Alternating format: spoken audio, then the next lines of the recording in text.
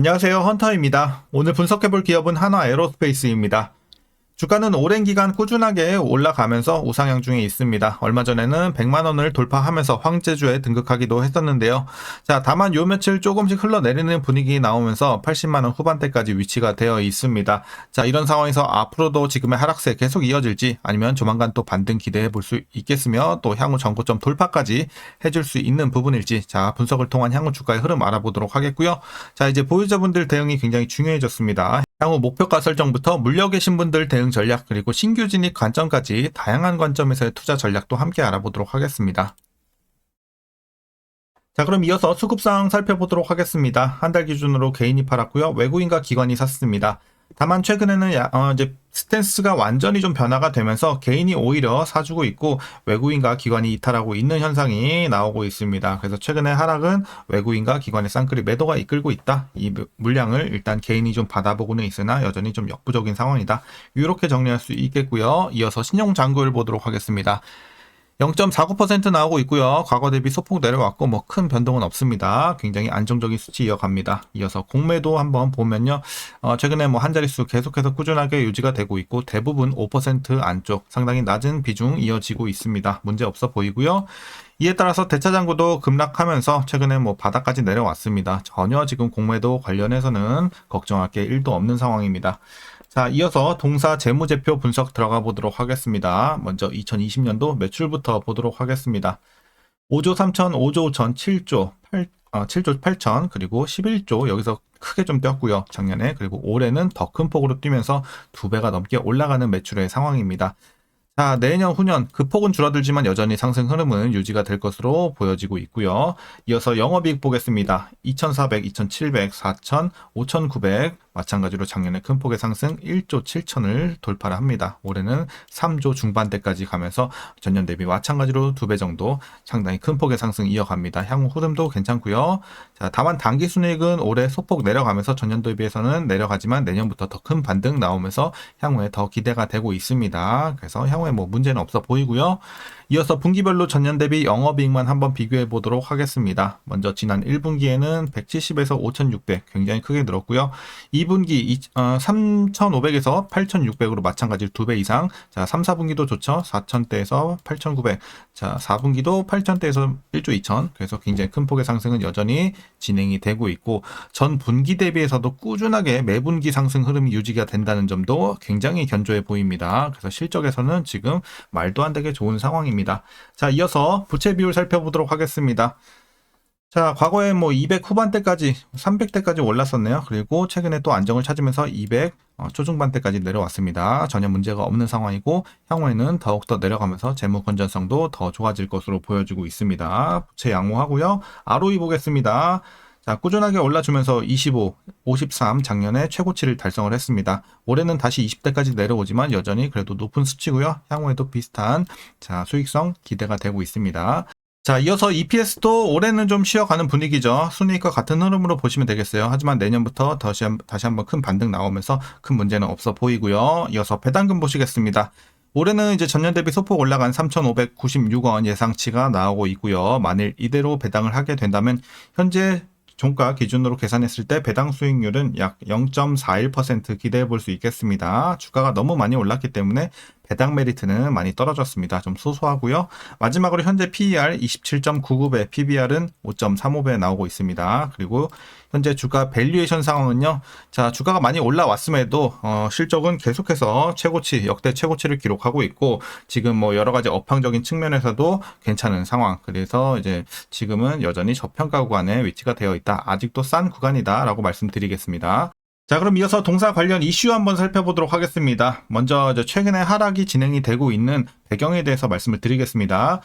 자, 이제 얼마 전에 LIG 넥스원이 2분기 실적에서 9.3%가 모자라는 실적을 발표를 했습니다. 그러면서 방산주 전반에 걸쳐서 실망 매물이 쏟아진 상황이었습니다. 방산주에 대한 증권가의 전망은 여전히 좀 엇갈리고 있는 상황인데요. 성장세 자체가 꺾일 가능성은 낮다는 이런 낙관론이 일부 존재를 하고 또 일부에서는 밸류에이션이 과도하게 높지 않느냐 뭐 해외 이제 종목들과 또 비교하면서 뭐 이런 비관론도 동시에 나오고 있는 상황입니다. 자, 그리고 주가 상승으로 차익 실현 압력이 높아진 현재 상황에서 우크라이나 전쟁 종식을 위한 이런 외교 노력이 급물살을 탈 수 있다는 전망이 또 나오면서 이런 것들이 하락을 좀 부추긴 상황이었습니다. 자, 디테일을 좀 살펴보시게 되면 앞서서 이제 미국 뉴욕타임스에서는 트럼프 대통령이 이르면 다음 주 블라디미르 푸틴 러시아 대통령과 정상회담을 한 뒤 곧이어서 볼로디미르 젤린스키 우크라이나 대통령도 함께하는 3자 회담을 하려 한다고 지난 6일 날 보도가 나왔죠. 그리고 크렘린궁도 간밤 푸틴 대통령과 트럼프 대통령이 수일 내 정상회담을 하기로 합의했다고 확인을 했습니다. 그래서 이런 내용들로 인해서 종전에 대한 기대감이 커지면서 투심을 좀 꺾은 이런 상황이었습니다. 그래서 지금까지 최근에 하락 배경 설명을 드렸고요. 이어서 하나 에어로스페이스 2분기 실적 말씀드리겠습니다. 매출은 전년 동기 대비 168.7% 증가, 영업이익은 156.3% 증가하면서 굉장히 큰 엄청난 호실적이 나왔습니다. 자, 이 수치는 이제 영업이익 같은 경우 2분기 기준으로 역대 최대치를 발표가 됐고요. 그리고 매출 같은 경우는 모든 전 분기를 통틀어서 분기별 최대 실적을 기록을 했습니다. 그래서 뭐 역대급 실적이 나왔고, 자, 그 배경을 한번 살펴보시게 되면 일단 수익성이 높은 수출 매출 증가가 실적을 견인했다는 내용입니다. 내수 같은 경우는 일단 6,900억 원으로 전년 동기 대비 20.8% 증가를 했고요. 수출 매출은 42.8% 더 큰 폭으로 늘어나면서 1조를 넘겼습니다. 그리고 이는 폴란드향 K9 자주포와 천무 수출 증가가 주요 원인으로 보여지고 있고, 수주 잔고 같은 경우는 전년 동기 대비 4.7% 증가한 31조 원대로 지난해 4분기 누적 지상 방산 매출 기준으로 약 4년치 일감에 해당하는 수준이 되겠습니다. 그래서 수주 잔고도 상당히 양호하고요. 자, 뿐만 아니라 자회사인 하나오션의 상선사업부의 고수익 LNG선 판매가 확대가 된 점도 긍정적인 요인으로 작용을 하고 있습니다. 자, 이어서 이제 하나 에어로스페이스는 최근 제3자 배정 유상증자와 주주 배정 유상증자를 통해서 4조 2천억 원의 자금을 조달을 했죠.